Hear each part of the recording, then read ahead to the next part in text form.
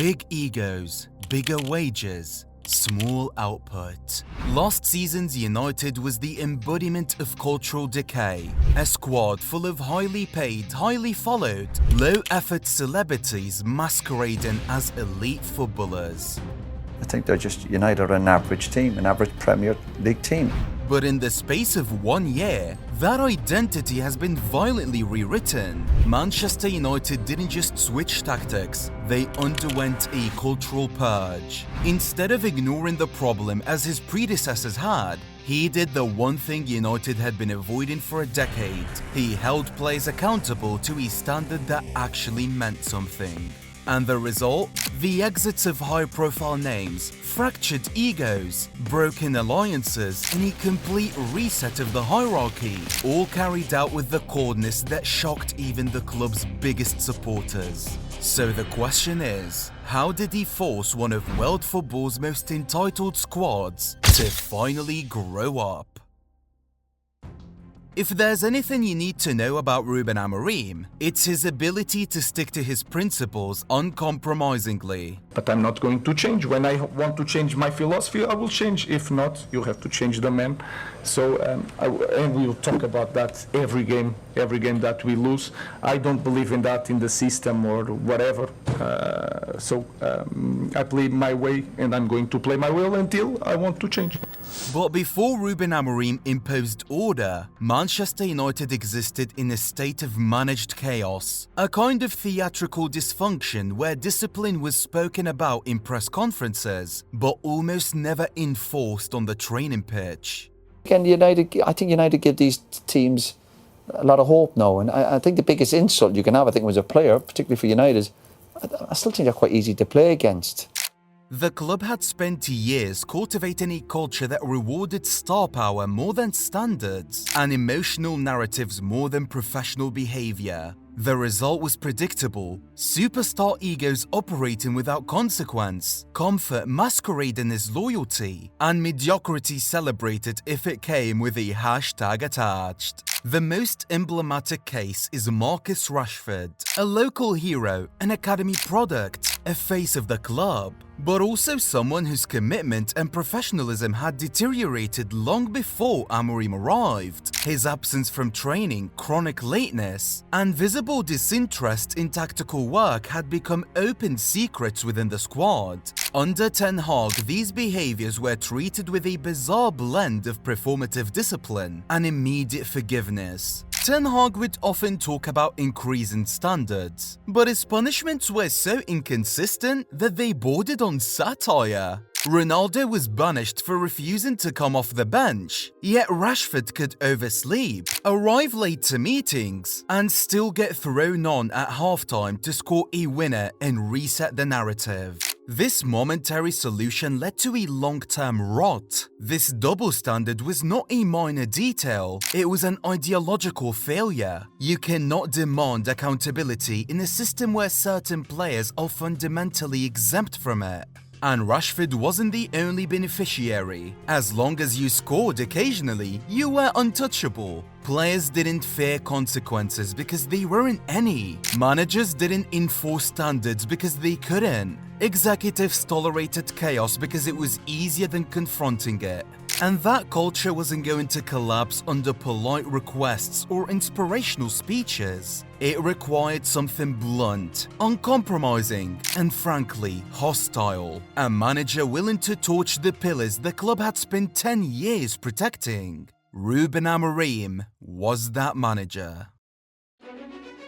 Ruben Amorim inherited a collection of personalities, many of whom believed they were bigger than the institution that paid them. His first significant act was not to coach them, but to confront them, one by one, until the hierarchy that had protected them collapsed. The most high-profile casualty was inevitably Marcus Rashford, a player who ironically scored the first goal of Amorim's tenure, but also was the first to be shown the door. The message was not coded. Goals don't compensate for indiscipline anymore. Rashford's long-standing lack of professionalism, the lateness, the off-field distractions, the tactical nonchalance had reached levels that previous managers were too scared, too compromised, or too starstruck to confront.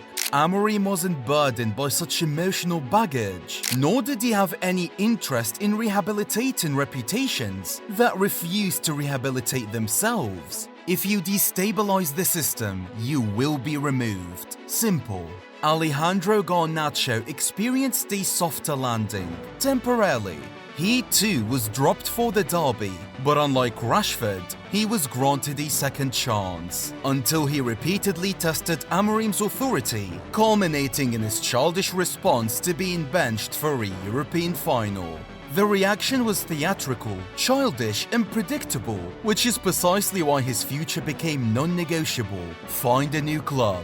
Ruben Amorim's philosophy is straightforward. Talent is a privilege, not an immunity. And nobody embodied the illusion of immunity quite like Jadonsancho, Anthony, and Tyrell Malacia, all of whom were swiftly relegated to a so-called bomb squad, barred from first-team training and essentially treated as employees on disciplinary suspension. Yes, this decision instantly slashed their market value, and yes, fans, pundits, and accountants complained. But this wasn't a financial strategy, this was an ideological purge, a public declaration that Manchester United would no longer subsidize egos, incapable of functioning within a professional structure.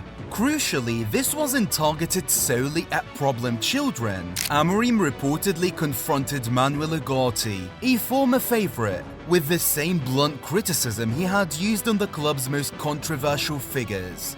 This is the difference between coaching players and coaching power structures. Ten Hag punished based on emotional volatility, Amorim punished based on principle. United had spent a decade pretending that world-class infrastructure could coexist with amateur professionalism. Amorim disagreed. He made it very clear that if United were going to return to serious football, then the club's reality had to match its rhetoric, meaning that anyone unwilling to adhere to the system, regardless of the salary, status, or social media reach, would be removed with the kind of administrative efficiency usually reserved for unpaid interns. And it worked, because it revealed the foundational truth Amorim bet his entire tenure on. You cannot build a winning system with players who think they are too important to be part of it.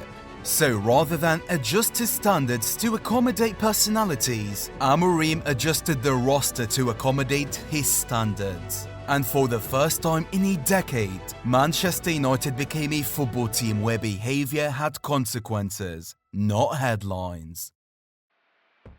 It's essential to note that not all departures under Amorim were disciplinary in nature. Some were simply clinical evaluations of talent versus requirement. Rasmus Højlund is the best example, a physically gifted, hard-working striker who was never guilty of disrespect, never undermined the manager, and never behaved like a celebrity trapped in a footballer's body. Yet, Amorim's verdict was unemotional. Effort plus inefficiency equal exit. Højlund wasn't a problem personality, he was a problem profile, a striker who needed service United couldn't provide, who offered vertical threat in a team that required lateral intelligence, and who, despite occasional flashes, radiated the anxiety of a player trying to justify his fee rather than simply performing. So he loaned him out to let him rediscover himself in a less existential setting, replacing him with someone who fits the system now, not in 3 years. Benjamin Šeško arrived, and while he struggled to adapt, that's not a contradiction. It's a byproduct of Amorim's most brutal truth. The system is not built to flatter individuals. Individuals are expected to master the system. Which brings us to Andre Onana, a goalkeeper who provided a different problem entirely: the rare combination of technical volatility, emotional volatility, and contractual delusion. After a season defined by flapping, panicking, and disrupting the ball with the confidence of a man allergic to gloves, Onana concluded that the logical next step was asking for a better contract. This while the entire squad had taken salary cuts after failing to qualify for the Champions League.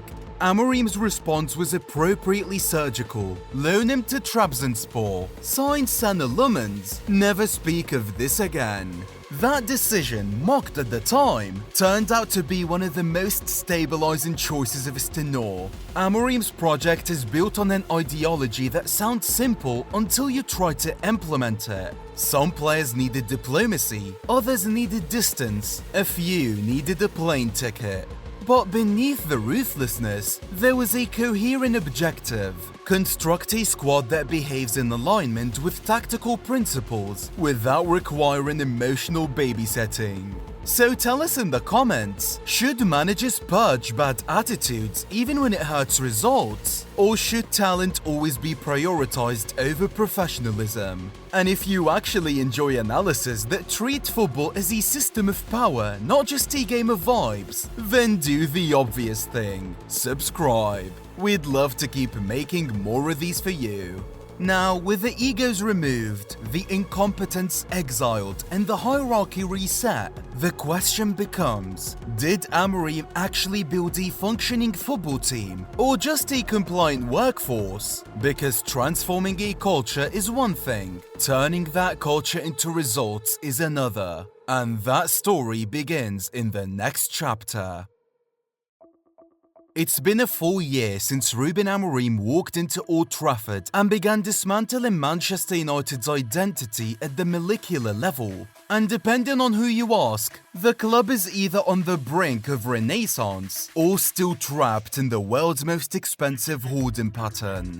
The truth, predictably, is somewhere between those extremes. Because while you may not like where Manchester United are right now, football-wise, it's intellectually dishonest and frankly pretentious to pretend Amorim hasn't done anything. This is a club that spent a decade descending into a soap opera. Cultural apathy doesn't evaporate after 12 months. Tactical chaos doesn't vanish because Twitter wants it to.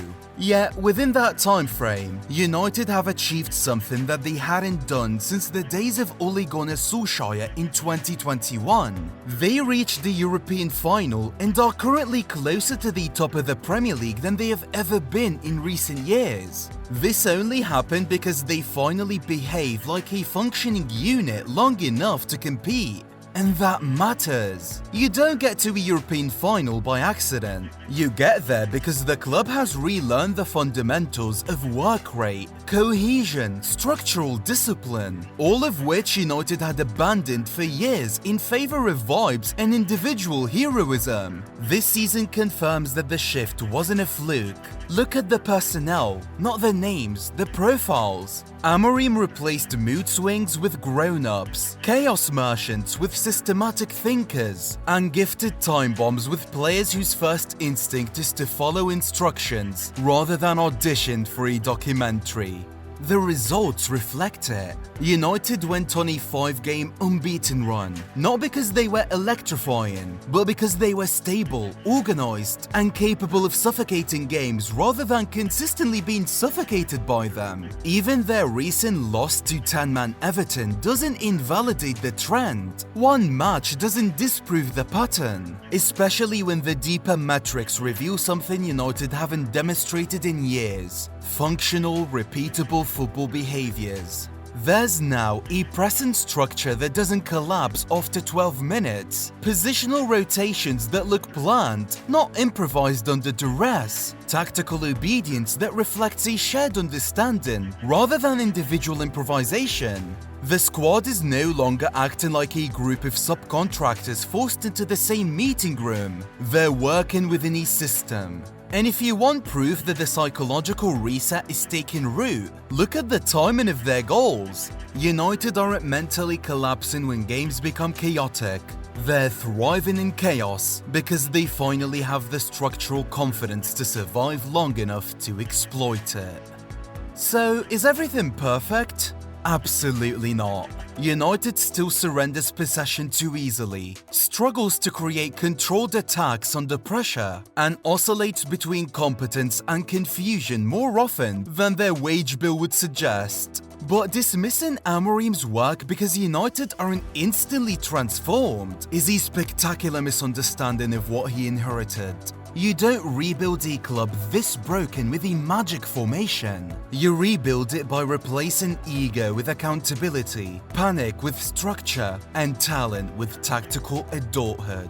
And in that regard, United are further along than they have ever been in a decade. Because for the first time since Ferguson left, you can watch Manchester United and say, they may not be great yet, but at least they look like a football team.